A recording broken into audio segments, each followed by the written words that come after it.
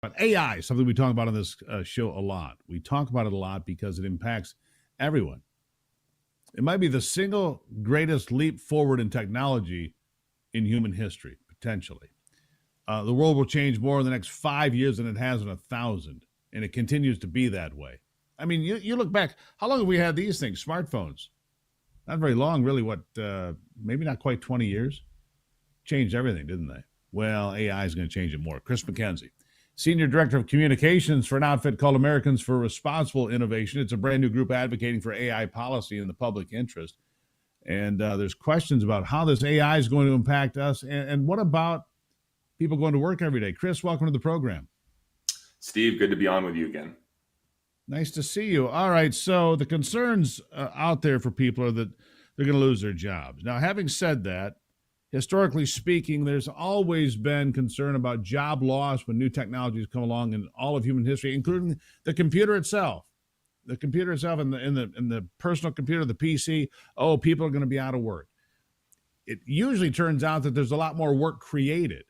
What are your concerns with AI? Is it going to buck this trend, or what do you think? Sure. I think there's a lot of debate over what the long-term employment trends from AI are going to look like. What I will say is even in sectors, even in moments of technological innovation, when we invent something that creates more efficiency and more jobs overall in the economy, take fracking in energy, for example, right? That largely resulted in the elimination of a lot of coal jobs in places like West Virginia. And while it might have had, broader economic positive impacts for the U.S. economy, a lot of those coal communities in West Virginia were devastated.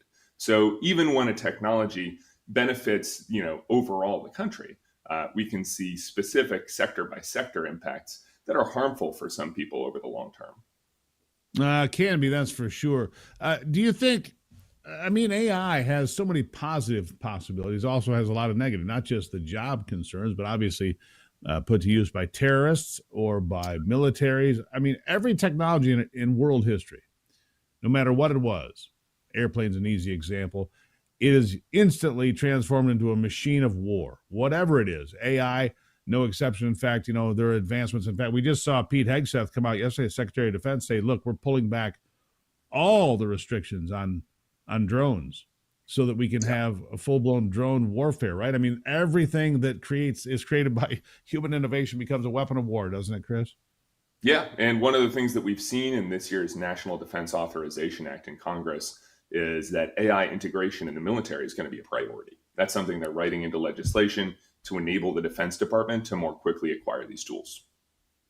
All right, so what do we do to make sure that AI benefits us, doesn't hurt us, enhances the workplace? What is it your organization would like to see happen? Sure. I think we have a couple concerns.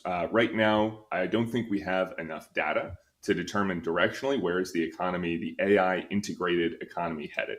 So what we'd like to see is the Trump administration provide more data on what new jobs are being created, right? What do we need to train workers for after the AI eliminates some of the current jobs that are on the market? And then which workers are being impacted the most?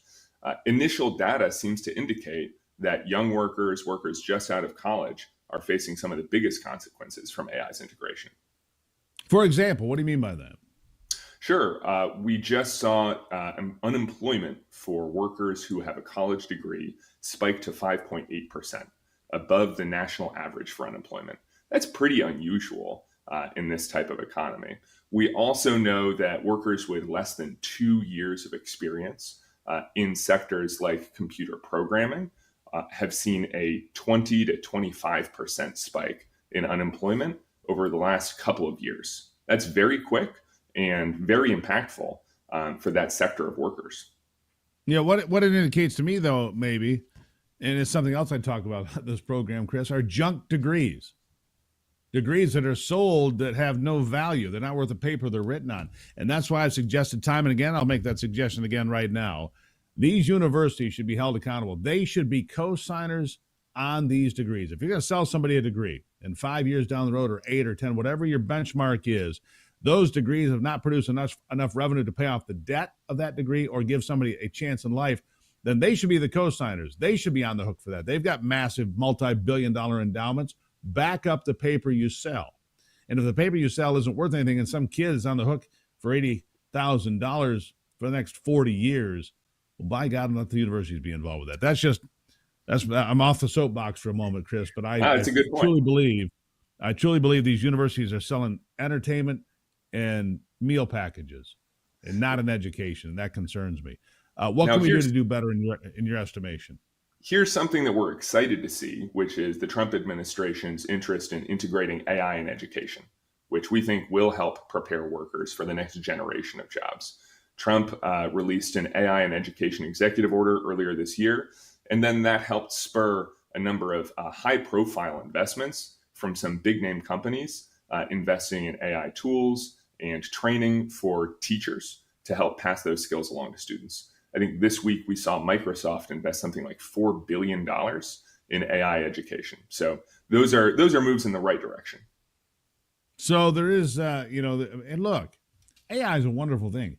If it can detect illness in somebody ahead of time, if it can help people learn, I mean, the microchips planted into people that are paralyzed to give them function and some motor skills. I mean, there's so much AI upside that we've got to figure out how to balance that downside. Chris, seems to be quickly. I'll give you the last word. Sure. I mean, we've seen large-scale workforce transitions in our economy before. Just look at World War II, when we had 8 to 12 million service members return to the United States, and we had to find employment for them in the private sector. But the difference then was that we had a plan, right? Congress passed the GI Bill to help integrate these people back into the private sector economy. So what we need to see now is a new plan from lawmakers to help workers reintegrate as AI comes into the new economy. There you go. Chris MacKenzie, I always appreciate talking to you, my friend. Thank you for being here.